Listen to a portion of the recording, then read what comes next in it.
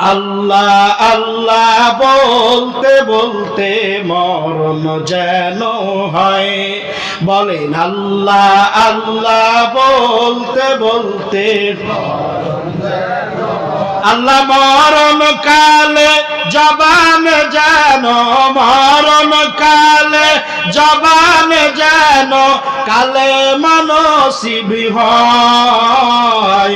আল্লাহ আল্লাহ বলতে বলতে মরণ যেন হয়।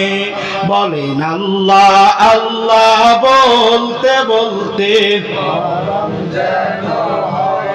কবর হলো এমন ঘর যেই ঘরের নাই সাথী, কবর হলো এমন ঘর যেই ঘরের নাই বাতি রে ভাই, যেই ঘরের